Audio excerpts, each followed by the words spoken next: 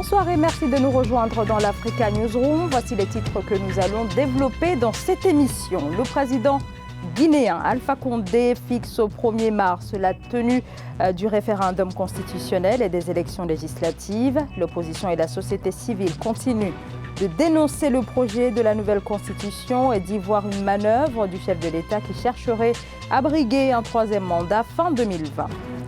Afrique, le continent au défi d'un emballement de la dette. En 10 ans, la dette publique en Afrique subsaharienne est passée de 38 à 56% du PIB. L'abondance des financements accordés par la Chine pour des projets d'infrastructure inquiète le FMI et la Banque mondiale. L'éducation, prise en otage par des années de guerre qui ont totalement ravagé le Soudan du Sud. Aujourd'hui, 75% des enfants en âge d'aller à l'école ne sont pas scolarisés. Le défi de l'éducation en période de conflit, on en parle tout à l'heure avec nos invités. Et voici donc nos invités de ce soir. Brice Nzamba, bonsoir. Bonsoir Zara. Bonsoir, vous êtes avocat au barreau de Paris. À mes côtés également Alfred Chongo, éditorialiste d'Africa 24. Bonsoir Alfred. Bonsoir et bonsoir à mes très chères téléspectatrices. Merci à tous les deux d'avoir accepté notre invitation. Place au débat.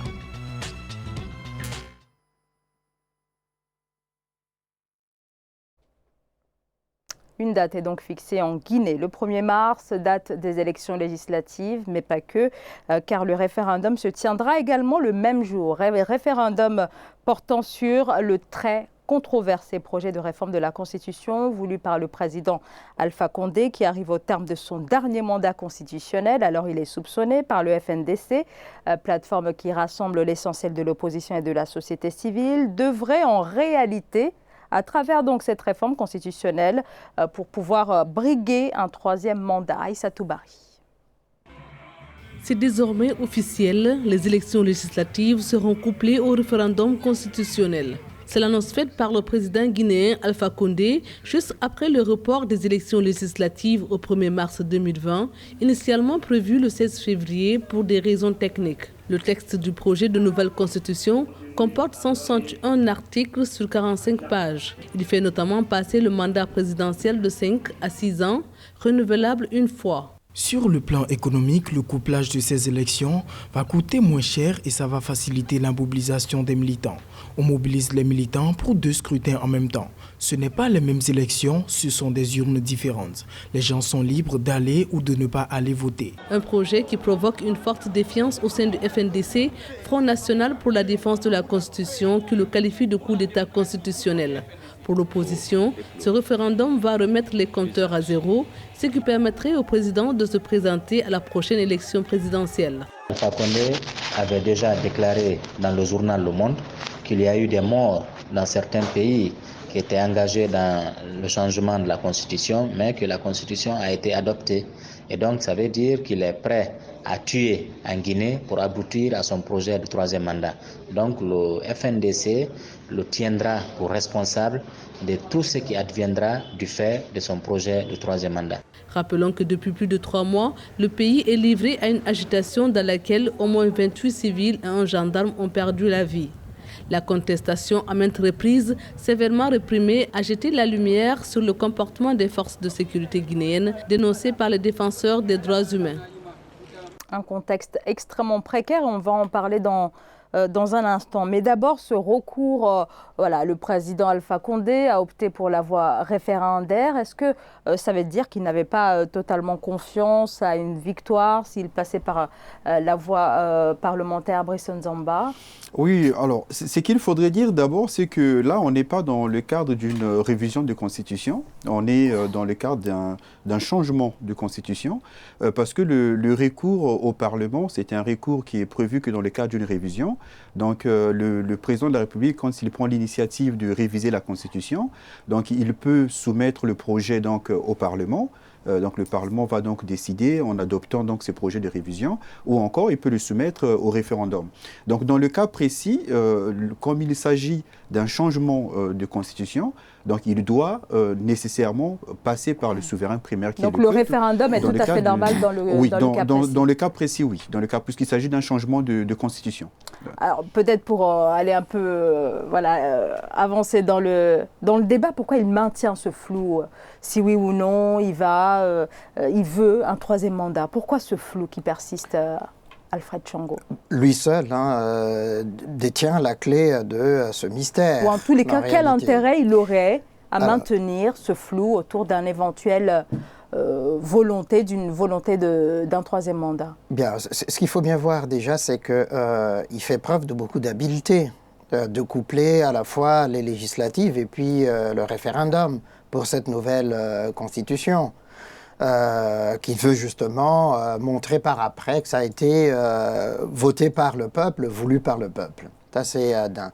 De deux, il ne veut pas donner à l'opposition l'opportunité justement de le mettre en difficulté. S'il annonçait par avance qu'il ne se présenterait pas, ça serait une fenêtre ouverte, possiblement pour une victoire de l'opposition. Or, dans son fort intérieur, il ne tient pas à ce que ses opposants, Cellou Dalein Diallo et d'autres, puissent justement accéder à cette magistrature suprême. D'où cette ambivalence, d'où cette ambiguïté de j'y vais pas, je ne vais pas l'annoncer maintenant. Le moment venu, je donnerai ma position pour permettre effectivement aussi à son parti de pouvoir se préparer en conséquence pour cette échéance-là. Donc je crois évidemment, là c'est vraiment de l'habileté politique pour ne pas permettre à l'opposition de se retrouver contre son parti. Et en même temps, je crois que le moment venu, ça divisera l'opposition, c'est-à-dire qu'il ne parlera plus d'une seule et même voix. C'est vraiment ce risque-là qu'il veut, en tout cas pour le moment, personnellement, ne pas donner de quoi le battre par son opposition. Il n'est pas naïf à ce point-là. Et en même temps, il pourra capitaliser sur tous les morts qu'il y a aujourd'hui. Disons, vous voyez, le fait de l'opposition qui pousse le peuple à la révolte, il y a des morts et pourtant la Constitution a été votée. Donc, j'ai eu raison de le faire. Donc Brice Nzaba, deux objectifs, permettre à son parti de se préparer tout en n'annonçant pas tout de suite si oui ou non il sera candidat. Deuxième objectif, diviser l'opposition, fragiliser l'opposition qui pendant ce temps-là effectivement reste mobilisée pour contrer cette éventualité. Surtout ce qu'il faut dire aussi pour compléter, c'est que dire aujourd'hui que je suis candidat, ce serait en fait unifier davantage le front pour le refus du changement de la Constitution. Et ce serait donner un argument objectif à ces fronts-là en disant, voilà, donc lui, sur le fondement de l'ancienne Constitution, il avait fait tous ses mandats. Et donc, s'il fait changer la Constitution, c'est parce qu'il veut se représenter. Donc, s'il le dit expressement, il va donner un argument objectif et va donc unifier et donner plus de force à l'opposition, ce qui ne serait pas une manœuvre intelligente. Donc, je pense que dans son intérêt, il doit laisser prospérer le flou. Il faut qu'il y ait le flou dans l'esprit les opposants peuvent dire que c'est ça qu'ils ambitionnent, mais les opposants n'ont pas la preuve. Voilà, donc on est dans le débat simplement des intentions et il n'y a pas d'élément objectif là-dessus. Donc ça fait que ça peut lui permettre d'avancer, donc de faire ce qu'il est en train de faire et surtout en faisant, il fait d'une pierre deux coups parce que non seulement il va appeler au vote pour la Constitution, mais il y a aussi le vote pour les députés. Et donc si les opposants ne s'organisent pas suffisamment pour aller aux législatives, bon, c'est parce que s'ils appellent à voter non, s'ils appellent à ne pas voter pour les référendums, ça veut dire qu'ils appellent aussi à ne pas voter pour les députés qui seraient les leurs. Donc ça veut dire qu'on est en train de partir vers un Parlement qui serait monocolore, qui n'appartiendrait qu'aux partisans du président Alpha Condé. Donc je pense qu'au niveau de la stratégie, l'homme est très habile, comme l'a dit Alfred. Donc je pense que c'est plutôt à l'opposition et à la société civile de pouvoir s'organiser efficacement et avoir une stratégie lisible pour espérer opposer un front organisé, structuré et avec une stratégie claire contre ce qui pointe à l'horizon, notamment les échéances du 1er mars. Oui, mais alors avec quelle marge de manœuvre? On voit qu'on a comme une opposition qui est mobilisée depuis le mois d'octobre, depuis la mi-octobre, 28 morts depuis le début de la manifestation, donc des mobilisations durement réprimées, mais avec quelle marge de manœuvre, Alfred Tchango De toute façon, l'opposition est là j'allais dire, dans une impasse. Au fond, il y a soit ce jusqu'au boutisme, qui débouche sur l'abstention, le boycott de l'élection législative et en même temps du référendum. Donc c'est une impasse pour l'opposition. Soit se dire, nous allons aux législatives, mais nous voterons contre le référendum de changement de constitution. C'est aussi impossible.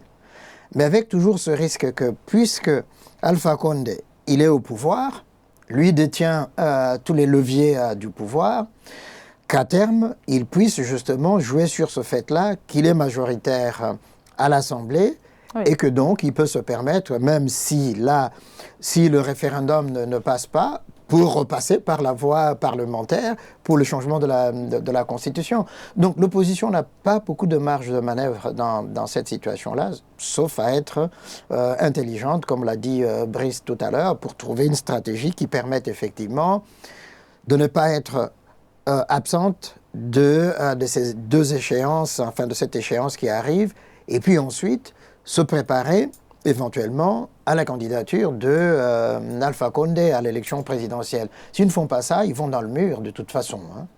Brice Nzamba. Oui, mais parce qu'il faut savoir anticiper, parce qu'en politique, c'est ça, il ne faut pas attendre que l'autre agisse pour réagir.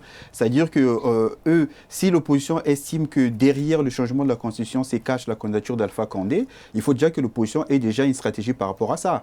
C'est-à-dire qu'il faut que le front d'aujourd'hui puisse demain aboutir à un front commun avec un seul candidat en face d'Alpha Condé éventuellement. Donc ça peut déjà être une stratégie qui peut être une sorte de revanche sur le changement de la Constitution. Parce que si Alpha Condé change la Constitution pour s'y représenter, et si en face, il y a un seul candidat qui peut le battre dans le jeu électoral, alors Alpha Condé aurait changé la Constitution pour rien. Voilà. Donc ça permettrait de le battre sur ces terrains-là, même si on a perdu la bataille ou le combat du changement de la Constitution. Donc l'opposition doit avoir une stratégie plutôt à long terme d'anticipation et aussi travailler. C'est vrai que il y a la société civile qui s'est alliée avec l'opposition, ce qui est une bonne chose, mais il faut qu'il y ait quand même toutes les couches sociales qui soient intéressées par ce débat. Donc il faut élargir, à mon avis, ces fronts aussi au mouvement syndicaliste. Ce ne serait pas inintéressant que les syndicalistes s'associent aussi à puisque là, c'est le dernier virage. On va le dire, on est déjà aujourd'hui le 6 février. Donc, l'élection, c'est pour le 1er mars. Donc, c'est le dernier virage. Donc, il faut, cette fois-ci, qu'il y ait vraiment des leviers très importants au niveau de l'opposition, quitte à bloquer le pays complètement. On n'est pas obligé de mettre tout le monde dans la rue. Si on lance un mot d'ordre de grève générale, chacun peut rester chez lui et ça peut avoir un effet encore plus important et réduire les risques de mort. Donc je pense que c'est une question de stratégie à très court terme, donc d'ici le 1er mars, en associant au front des forces sociales qui ont une capacité de mobilisation importante dans le pays pour pouvoir élargir le front de refus du changement de constitution et aussi anticiper déjà la candidature du président Alpha Condé en préparant une candidature d'un seul opposant en face de lui. Parce que si l'opposition va en rond dispersé, donc en ce moment-là, non seulement le président Alpha Condé aurait gagné en changeant la constitution, il gagnerait aussi en étant réélu, puisque en face, il y aura la dispersion. Donc, il y a de cela. Et puis, pour finir, la stratégie de M. Alpha Condé, du président Alpha Condé, c'est précisément de pouvoir mettre l'opposition au pied du mur. C'est-à-dire que soit vous appelez à l'abstention contre le changement de la Constitution, à ce moment-là, vous n'aurez pas de députés. Soit vous appelez à voter pour la Constitution, donc vous aurez des députés. Donc, c'est à vous de choisir. Donc, en ce moment-là, je pense qu'il faut se mobiliser contre la Constitution, le changement de la Constitution, mais il faut aussi battre campagne pour que les gens aillent voter non et espérer avoir une majorité de voix là-dessus. Donc, ce serait une erreur si l'opposition appelait encore au boycott des élections législatives. Stratégiquement, je pense qu'elle perdrait doublement. Absolument, ça serait vraiment une erreur stratégique. De toute façon, on l'a vu dans la plupart des pays africains, lorsque l'opposition boycotte l'élection, le président en place et son parti, ils se frottent les mains. puisqu'au fond, ils se retrouvent eux-mêmes, ils remportent les élections, peu importe le nombre de participants à tout cela, et ils gardent la majorité dans les deux chambres, et puis le président, il est conforté au fond dans ce sens-là. Donc, ça serait vraiment une erreur de jouer la stratégie de la chaise vide. Ça ne rapporte oui, nulle mais comment part. l'opposition peut accepter de participer à cette élection quand on sait que l'opposition conteste le fichier électoral? Il y a des personnes qui n'ont même pas 18 ans, des personnes qui sont même décédées, qui figurent encore sur ce fichier. Comment y aller? Alors, il faut jouer avec les armes qu'on a aujourd'hui. C'est-à-dire que les armes qui existent aujourd'hui en Guinée, c'est malheureusement des armes qui sont contrôlées pour la plupart par le régime d'Alpha Condé. Ça, on ne peut pas le réfuter ou ne pas le voir. Mais en ce moment-là, il faut au moins participer, quitte par la suite à contester les résultats par des voies prévues. Notamment devant le Conseil constitutionnel. Bon, vous me direz que le Conseil constitutionnel est partial, mais ce sont malheureusement les seules armes qui dispose la Guinée, mais les armes légales, je vais dire. Et il y a aussi la rue. Mais la rue, il faut toujours faire appel à la rue avec beaucoup de parcimonie.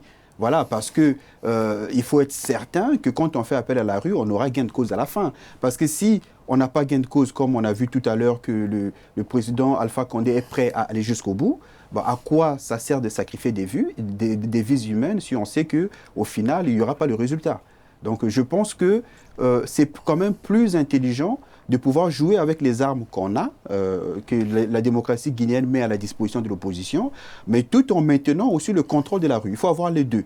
Voilà, c'est-à-dire que quand on utilise les armes légales, donc les procédures qui sont prévues, et qu'on a aussi le contrôle de la rue, alors là, on a une marge de manœuvre de rapport de force très importante.